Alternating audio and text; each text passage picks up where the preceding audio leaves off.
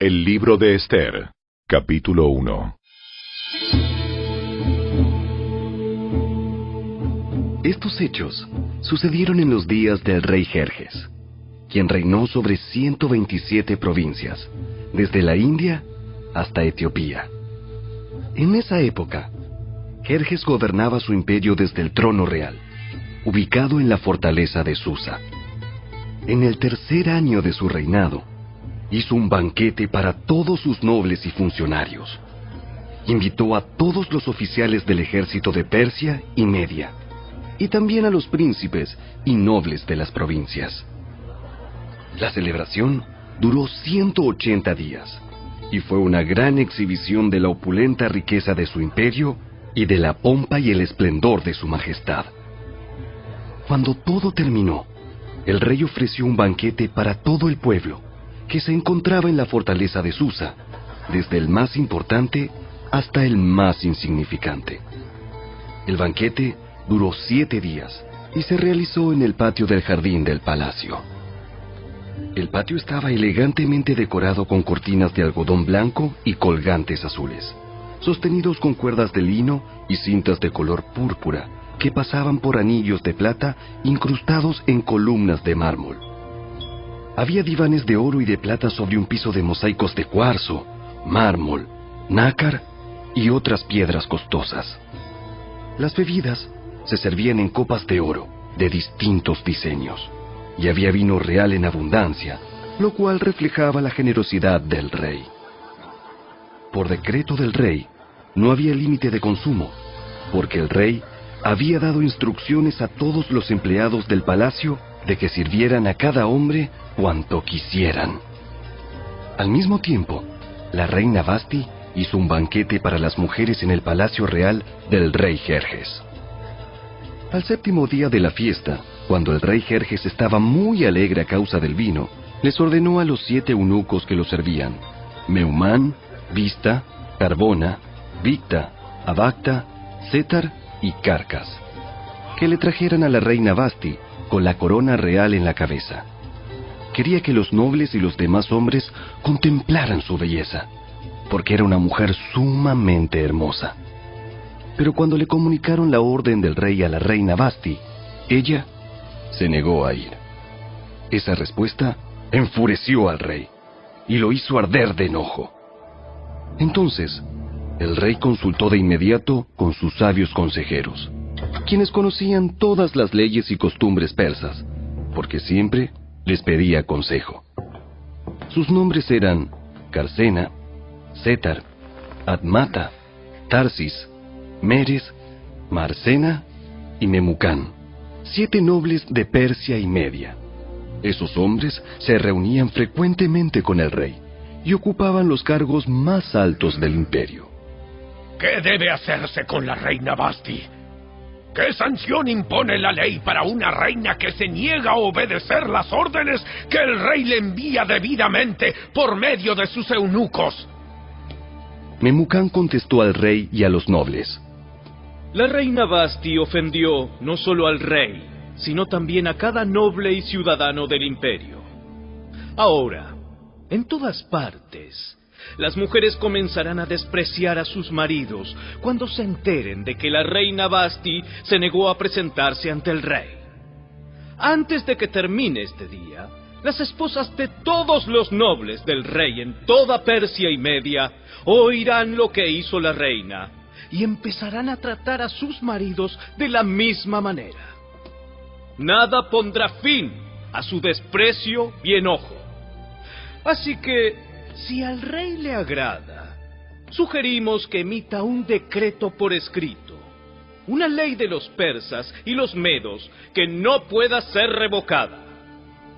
Debería ordenar que la reina Vasti sea excluida para siempre de la presencia del rey Jerjes y que el rey elija otra reina más digna que ella. Cuando se publique este decreto en todo el vasto imperio del rey, los maridos de todas partes, sea cual fuere su rango, recibirán el respeto que merecen de parte de sus esposas. El rey y sus nobles Consideraron que esa propuesta tenía sentido, así que el rey siguió el consejo de Memucán. Envió cartas por todo el imperio, a cada provincia en su propio sistema de escritura y en su propio idioma, proclamando que todo hombre debía ser jefe en su propia casa y decir lo que le viniera en gana.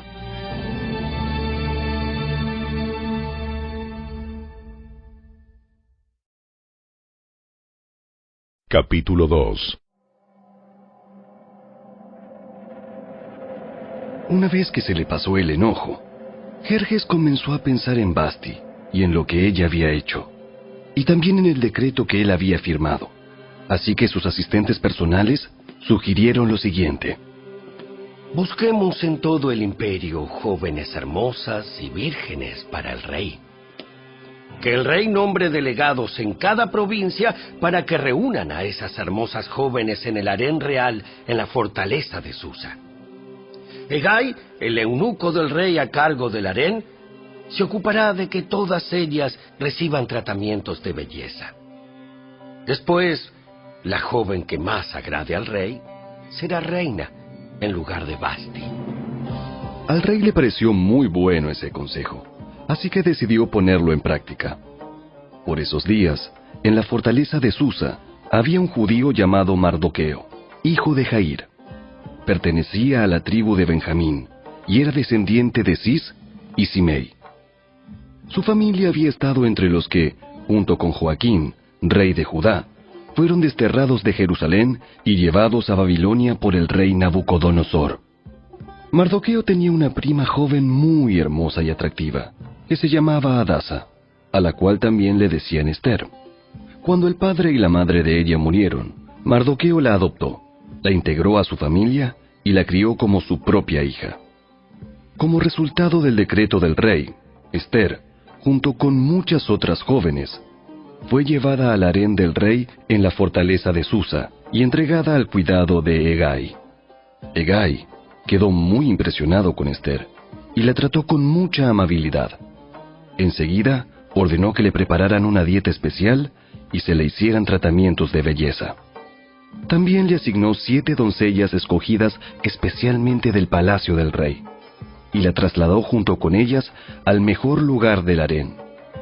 Ester no le había revelado a nadie su nacionalidad ni su trasfondo familiar porque Mardoqueo le había ordenado que no lo hiciera. Todos los días, Mardoqueo daba un paseo cerca del patio del harén para averiguar cómo estaba Ester y qué le sucedía. Antes de ser llevada a la cama del rey, a cada joven se le hacían obligatoriamente tratamientos de belleza durante 12 meses. Los primeros 6 con aceite de mirra y los siguientes con perfumes y ungüentos especiales. Cuando llegaba el momento para presentarse en el palacio del rey, se le permitía elegir la ropa y las joyas que quisiera llevarse del harén. Esa noche la llevaban a las habitaciones privadas del rey, y a la mañana siguiente la pasaban a un segundo harén, donde vivían las esposas del rey. Allí quedaba al cuidado de Sasgás, el eunuco del rey que se ocupaba de las concubinas. Jamás volvía a la presencia del rey a menos que a él le hubiera agradado de manera especial y la mandara a llamar por su nombre. Ester era hija de Abihail, tío de Mardoqueo. Mardoqueo había adoptado como hija a su prima menor, Ester. Cuando a Ester le llegó el turno de ser llevada ante el rey, ella siguió el consejo de Hegai, el eunuco encargado del harén. No pidió nada aparte de lo que él le sugirió, y todos los que la veían, la admiraban. Llevaron a Ester ante el rey Jerjes, en el palacio real, a comienzos del invierno del 7º año de su reinado. Y el rey amó a Ester más que a todas las demás jóvenes. Estaba tan encantado con ella que le puso la corona real sobre la cabeza y la declaró reina en lugar de Vasti. Para celebrar la ocasión, ofreció un gran banquete en honor de Ester a todos sus nobles y funcionarios. Decretó día de fiesta para las provincias y entregó generosos regalos a todos. Aún después de que todas las jóvenes fueron trasladadas al segundo harén y Mardoqueo fue designado oficial del palacio, Ester siguió manteniendo en secreto su trasfondo familiar y su nacionalidad. Todavía seguía los consejos de Mardoqueo, tal como cuando vivía en su casa. Cierto día, mientras Mardoqueo estaba de guardia en la puerta del rey, dos de los eunucos del rey, Bigtana y Teres, guardias que custodiaban la entrada a las habitaciones privadas del rey, se enojaron con el rey Jerjes y conspiraron para asesinarlo. Pero Mardoqueo se enteró del complot y le pasó la información a la reina Ester. Entonces ella se lo contó al rey y le dio el crédito a Mardoqueo por la noticia.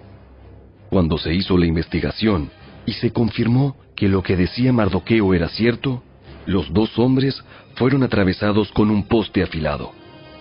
Todo el suceso quedó registrado en el libro de la historia del reinado del rey Jerjes.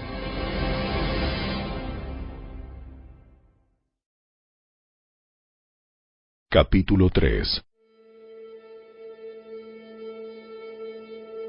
Tiempo después, el rey Jerjes ascendió a Amán, hijo de Amedata el Agageo. Lo puso por encima de todos los demás nobles y lo convirtió en el funcionario más poderoso del imperio. Todos los funcionarios del rey se inclinaban ante Amán en señal de respeto cada vez que él pasaba porque el rey lo había ordenado. Pero Mardoqueo se negó a inclinarse ante él o a rendirle homenaje. Entonces, los funcionarios del palacio, que estaban a la puerta del rey, le preguntaron a Mardoqueo: ¿Por qué desobedeces la orden del rey? Todos los días le hablaban de lo mismo, pero aún así, él se negaba a cumplir la orden. Entonces le informaron a Amán para saber si él toleraría la conducta de Mardoqueo, ya que Mardoqueo les había dicho que era judío. Cuando Amán vio que Mardoqueo no se inclinaba ante él, ni le rendía homenaje, se llenó de furia. Como se había enterado de la nacionalidad de Mardoqueo, decidió que no bastaba con matar solamente a él. Entonces, buscó la forma de destruir a todos los judíos a lo largo y ancho del imperio de Jerjes. Así que, en el mes de abril, durante el año 12 del reinado de Jerjes, echaron el plan a suertes en presencia de Amán. Las suertes se llamaban Purim, a fin de determinar cuál era el mejor día y mes para llevar a cabo el plan. Se escogió el día 7 de marzo, casi un año después. Luego, Amán se acercó al rey Jerjes y le dijo: Hay cierta raza dispersada por todas las provincias del imperio que se mantiene aislada de todas las demás. Tienen leyes diferentes de los demás pueblos y se niegan a obedecer las leyes del rey.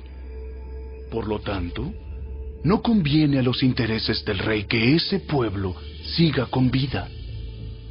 Si al rey le agrada, emita un decreto para destruirlos, y yo donaré 10,000 bolsas grandes de plata a los administradores del imperio para que los depositen en la tesorería del reino. El rey estuvo de acuerdo, y para confirmar su decisión, se quitó del dedo el anillo con su sello oficial y se lo entregó a Amán, hijo de Amedata el Agageo, el enemigo de los judíos. El rey dijo: Tanto el dinero como el pueblo son tuyos, para que hagas con ellos lo que mejor te parezca. Así que, el 17 de abril, citaron a los secretarios del rey y se escribió un decreto tal como lo dictó Amán. Lo enviaron a los funcionarios del rey de más alta posición, a los gobernadores y a los nobles de cada provincia en sus propios sistemas de escritura y en sus propios idiomas. El decreto se redactó en nombre del rey Jerjes y fue sellado con el anillo del rey. Se enviaron comunicados a todas las provincias del imperio mediante mensajeros veloces, con orden de matar, masacrar y aniquilar a todos los judíos, jóvenes y ancianos, incluso las mujeres y los niños, en un solo día. El plan estaba programado para el 7 de marzo del año siguiente. Las pertenencias de los judíos serían entregadas a los que los mataran. Una copia del decreto debía emitirse como ley en cada provincia y proclamarse a todos los pueblos, a fin de que estuvieran preparados para cumplir con su deber el día señalado. Por orden del rey, se despachó el decreto mediante mensajeros veloces y también se proclamó en la fortaleza de Susa. Luego, El rey y Amán se sentaron a beber. Pero la ciudad de Susa entró en confusión.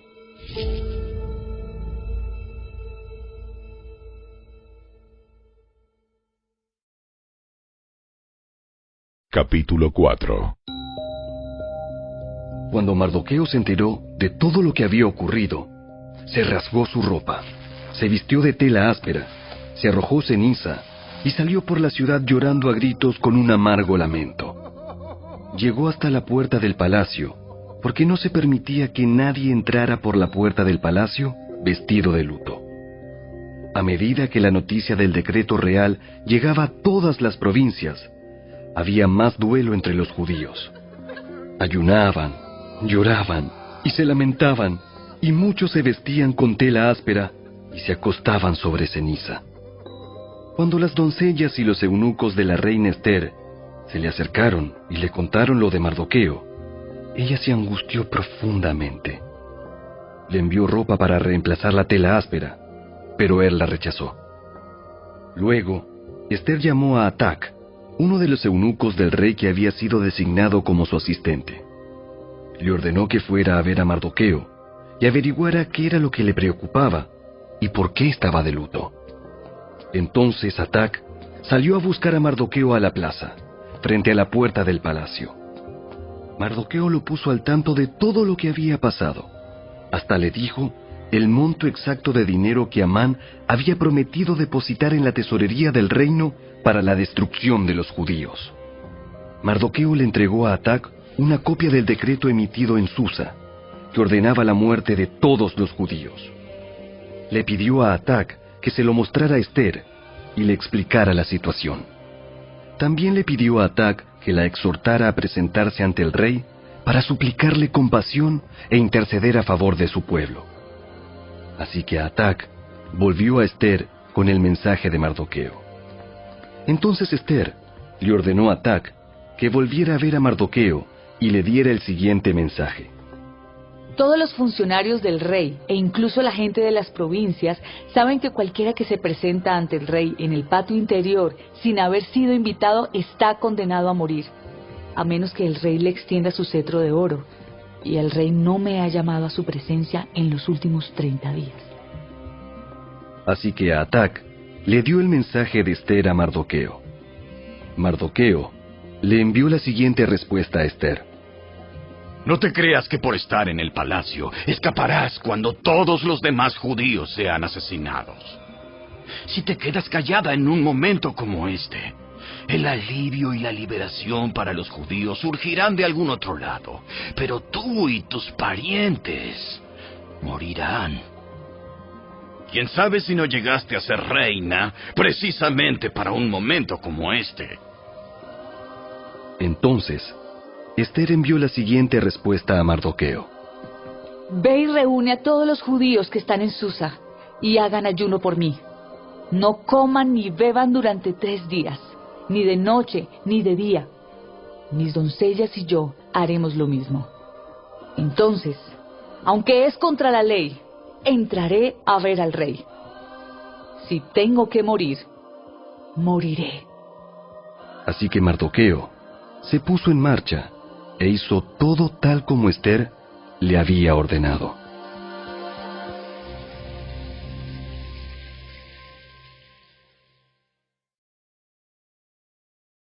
Capítulo 5. Al tercer día del ayuno, Ester se puso las vestiduras reales y entró en el patio del interior del palacio, que daba justo enfrente a la sala del rey. El rey estaba sentado en su trono real, mirando hacia la entrada. Cuando vio a la reina Ester de pie en el patio interior, ella logró el favor del rey y él le extendió el cetro de oro. Entonces Ester se acercó y tocó la punta del cetro. Entonces el rey le preguntó: ¿Qué deseas, reina Ester? ¿Cuál es tu petición? Te la daré aun si fuera la mitad del reino.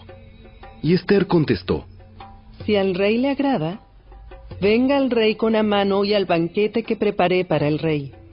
El rey se dirigió a sus asistentes y dijo: Díganle a Amán que venga deprisa a un banquete, como lo ha solicitado Esther. Así que el rey y Amán fueron al banquete preparado por Esther. Mientras bebían vino, el rey le dijo a Esther: Ahora dime lo que realmente quieres. ¿Cuál es tu petición? Te la daré aun si fuera la mitad del reino. Esther contestó: Mi petición y mi más profundo deseo es que, si he logrado el favor del rey, y si al rey le agrada conceder mi petición y hacer lo que le pido, le ruego que venga mañana con Amán al banquete que prepararé para ustedes. Entonces explicaré de qué se trata todo este asunto. Amán salió muy contento del banquete. Sin embargo, cuando vio a Mardoqueo sentado a la puerta del palacio, y que no se puso de pie ni tembló de miedo ante su presencia, se enfureció mucho. No obstante, se contuvo y se fue a su casa. Luego, Amán reunió a sus amigos y a Ceres, su esposa, y se jactó ante ellos de su gran riqueza y de sus muchos hijos. Hizo alarde de los honores que el rey le había dado, y de la forma en que lo había ascendido por encima de todos los otros nobles y funcionarios. Amán también añadió: Y eso no es todo. La reina Esther nos invitó exclusivamente al rey y a mí a un banquete que preparó para nosotros. Y me invitó a cenar mañana nuevamente con ella y con el rey. Sin embargo, todo eso no vale nada mientras ve al judío Mardoqueo sentado allí, a la puerta del palacio. Entonces Ceres, la esposa de Amán, y todos sus amigos sugirieron: Levanta un poste afilado. Levanta un poste afilado que mida 23 metros de altura. Y mañana por la mañana, pídele al rey que atraviese a Mardoqueo en el poste. Después de eso podrás seguir alegremente tu camino al banquete con el rey. A Amán le gustó la idea y ordenó que colocaran el poste.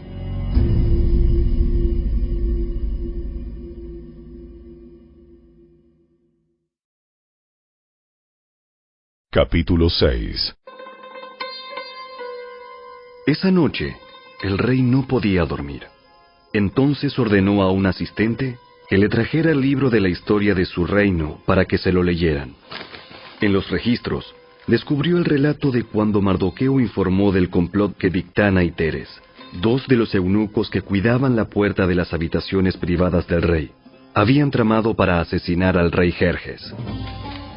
¿Qué recompensa o reconocimiento le dimos a Mardoqueo por este acto? Sus asistentes contestaron: Nunca se ha hecho nada. ¿Quién está en el patio exterior? Resulta que Amán acababa de llegar al patio exterior del palacio para pedirle al rey que atravesara a Mardoqueo en el poste que había preparado. Entonces, los asistentes contestaron al rey: Es Amán el que está en el patio. Háganlo pasar. Entonces, Amán entró, y el rey dijo: ¿Qué debo hacer para honrar a un hombre que verdaderamente me agrada? Amán pensó para sí: ¿A quién querría honrar el rey más que a mí? Así que contestó: Si el rey desea honrar a alguien, debería sacar uno de los mantos reales que haya usado el rey, y también un caballo que el propio rey haya montado. Uno que tenga un emblema real en la frente.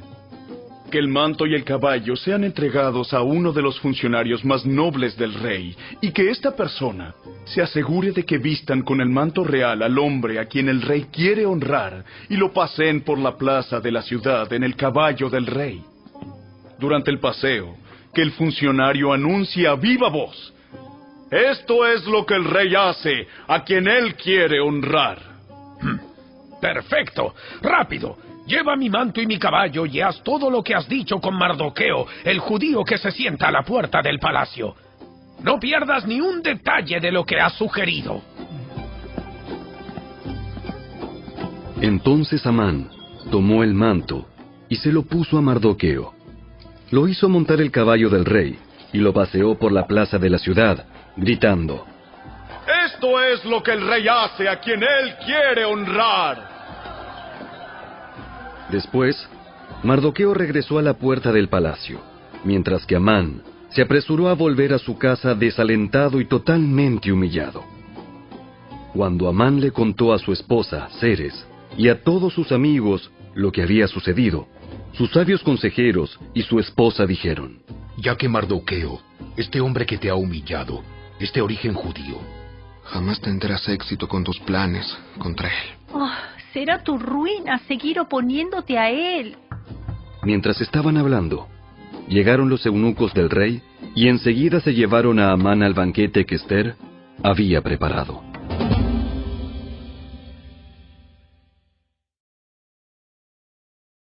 Capítulo 7.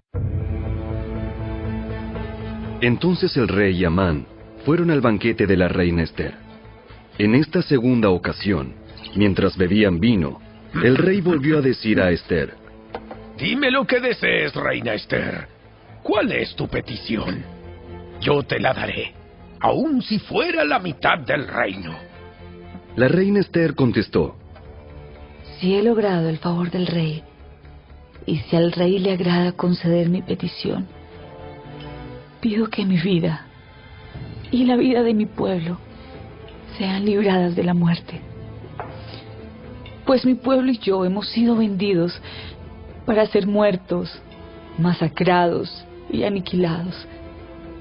Si solo nos hubieran vendido como esclavos, yo me quedaría callada, porque sería un asunto por el cual no merecería molestar al rey.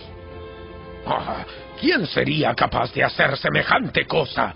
¿Quién podría ser tan descarado para tocarte a ti? Ester contestó: Este malvado Amán es nuestro adversario y nuestro enemigo. Amán se puso pálido de miedo delante del rey y de la reina. Entonces el rey, enfurecido, se levantó de un salto y salió al jardín del palacio. Amán, en cambio, se quedó con la reina Ester para implorar por su vida, porque sabía que el rey pensaba matarlo. En su desesperación, se dejó caer sobre el diván donde estaba reclinada la reina Ester, justo cuando el rey volvía del jardín del palacio. El rey exclamó: ¡Hasta se atreve a atacar a la reina aquí mismo, en el palacio, ante mis propios ojos!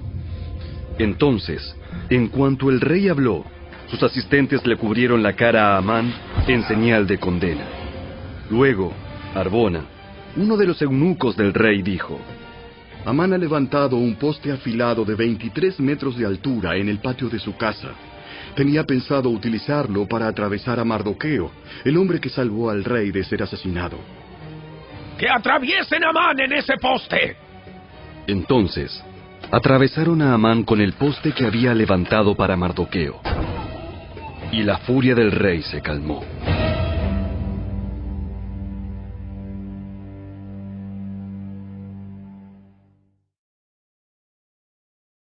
Capítulo 8.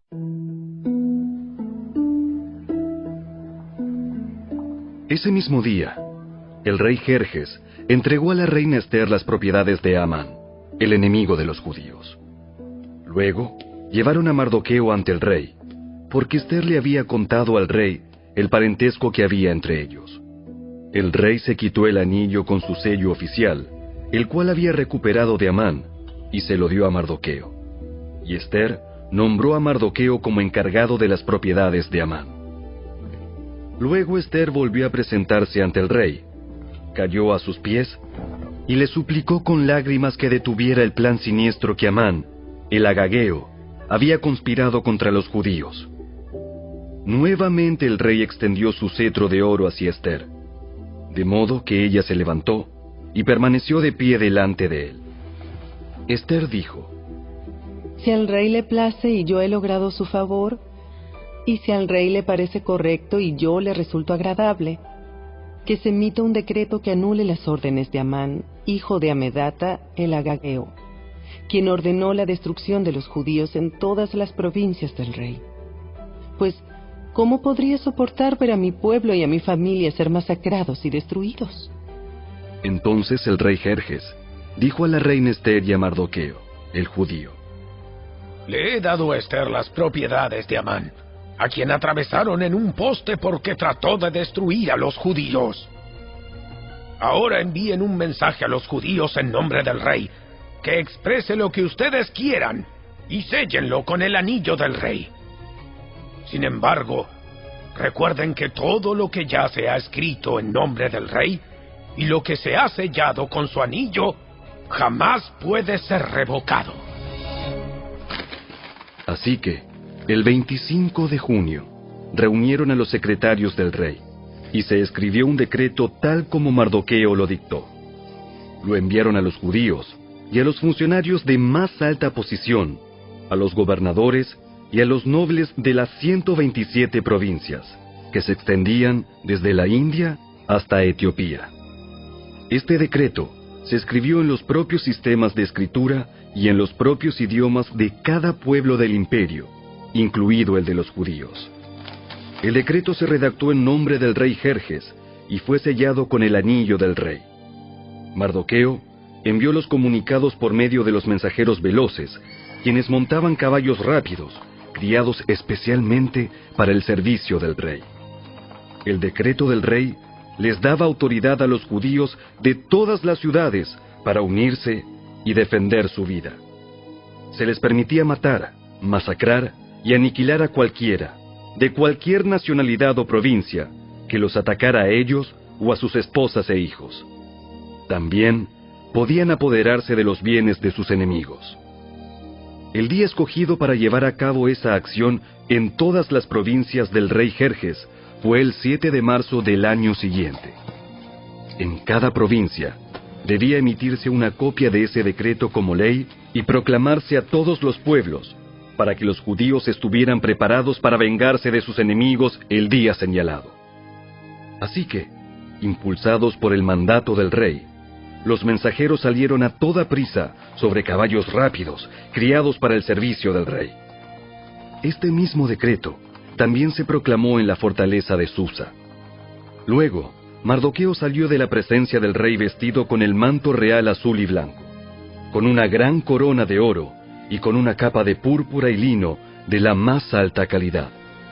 La gente de Susa también celebró el nuevo decreto, y los judíos se llenaron de gozo y alegría y recibieron honra en todas partes. En cada provincia y ciudad, en cada lugar donde llegaba el decreto del rey, los judíos se alegraban mucho, festejaban a lo grande y declararon el día feriado y de celebración. También, muchas personas del territorio se hicieron judíos por temor a lo que pudieran hacerles los judíos.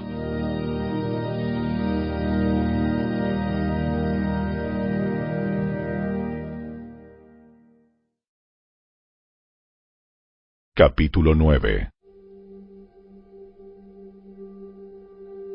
Así que, el 7 de marzo, los 2 decretos del rey entraron en vigencia. Ese día, los enemigos de los judíos tenían la esperanza de dominarlos, pero ocurrió todo lo contrario. Fueron los judíos quienes dominaron a sus enemigos. Los judíos se reunieron en sus ciudades, en todas las provincias del rey, para atacar a todo el que intentara hacerles daño. Pero nadie pudo hacerles frente porque todos les tenían miedo. Además, todos los nobles de las provincias, los funcionarios de más alta posición, los gobernadores y los funcionarios reales ayudaron a los judíos por temor a Mardoqueo, pues a Mardoqueo lo habían ascendido a un alto cargo en el palacio del rey, y su fama se extendía por todas las provincias a medida que se hacía más y más poderoso. Así que, el día señalado, los judíos hirieron de muerte a sus enemigos a filo de espada. Mataron y aniquilaron a sus enemigos e hicieron lo que quisieron con quienes los odiaban. En la propia fortaleza de Susa, los judíos mataron a 500 hombres. También mataron a Parsandata, a Dalfón, a Aspata, a Porata, a Adalía, a Aridata, a Parmasta, a Arisai, a Aridai y a Baisata, los 10 hijos de Amán, hijo de Amedata, el enemigo de los judíos, pero no se quedaron con ninguna de sus pertenencias. Ese mismo día, cuando se le informó al rey el número de muertos en la fortaleza de Susa, hizo llamar a la reina Ester y le dijo: Los judíos mataron a 500 hombres solo en la fortaleza de Susa, además de los 10 hijos de Amán. Si aquí hicieron eso, ¿qué habrá pasado en el resto de las provincias? Ahora bien, ¿qué más quieres? Te será concedido. Dímelo y lo haré. Ester contestó: Si al rey le agrada que a los judíos de Susa se les dé permiso para hacer mañana lo que hicieron hoy, y que los cuerpos de los 10 hijos de Amán sean atravesados en un poste. El rey estuvo de acuerdo, y el decreto se hizo público en Susa. Atravesaron los cuerpos de los 10 hijos de Amán. Luego, el 8 de marzo, los judíos de Susa se reunieron y mataron a 300 hombres más, y otra vez tampoco se quedaron con ninguna de sus pertenencias. Mientras tanto, los demás judíos en todas las provincias del rey se reunieron para defender su vida. Quedaron aliviados de todos sus enemigos, al matar a 75,000 de los que los odiaban, pero no se quedaron con ninguna de sus pertenencias. Eso ocurrió en todas las provincias el 7 de marzo, y el día 8 descansaron para celebrar su victoria con un día de fiesta y alegría. Los judíos de Susa mataron a sus enemigos el día 7 de marzo, continuaron el 8, y luego el día 9 descansaron, y lo designaron su día de fiesta y alegría. De manera que, hasta el día de hoy, los judíos del campo que viven en aldeas remotas celebran un día feriado anualmente en el día señalado a fines del invierno, en el cual se alegran y se mandan regalos de comida unos a otros. Mardoqueo registró esos acontecimientos y envió cartas a los judíos que vivían cerca y lejos, en todas las provincias del rey Jerjes, para motivarlos a celebrar cada año un festival durante esos 2 días. Les dijo que debían celebrar esos días con alegría y festejos, obsequiándose porciones de comida unos a otros y haciendo regalos a los pobres. Ese festival conmemoraría el tiempo en que los judíos quedaron aliviados de sus enemigos, cuando su dolor se convirtió en alegría y su duelo en gozo. Así que los judíos aceptaron la propuesta de Mardoqueo y adoptaron esa costumbre anual. Amán, hijo de Amedata el Agageo, el enemigo de los judíos, había conspirado para aplastarlos y destruirlos en la fecha escogida al echar suertes. A las suertes se las llama Purim. Pero cuando Ester se presentó ante el rey, él emitió un decreto que causó que el plan siniestro de Amán se volviera en su contra. Y tanto Amán como sus hijos fueron atravesados en un poste afilado. Por eso la celebración se llama Purim, porque es la palabra que se empleaba antiguamente para la frase echar suertes. Por lo tanto, debido a la carta de Mardoqueo y a la experiencia que vivieron, los judíos de todo el reino se pusieron de acuerdo para iniciar esa tradición y pasarla a sus descendientes y a todos los que se hacían judíos. Declararon que jamás dejarían de celebrar cada año esos 2 días prescritos en la fecha señalada. Esos días se recordarían y se mantendrían de generación en generación, y serían celebrados por cada familia en todas las provincias y ciudades del imperio. El festival de Purim nunca dejaría de celebrarse entre los judíos, ni se extinguiría de entre sus descendientes el recuerdo de lo ocurrido. Luego, la reina Ester, hija de Abihail, junto con Mardoqueo, el judío, escribieron otra carta en la cual la plena autoridad de la reina respaldaba la carta de Mardoqueo para establecer el festival de Purim. Se enviaron cartas con deseos de paz y seguridad a los judíos de las 127 provincias del imperio de Jerjes. Esas cartas establecían la celebración anual del festival de Purim en las fechas señaladas, como lo habían decretado el judío Mardoqueo y la reina Ester.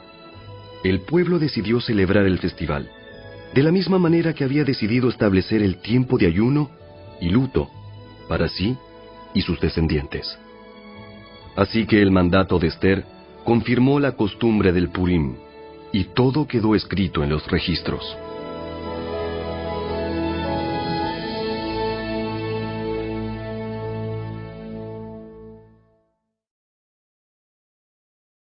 Capítulo 10.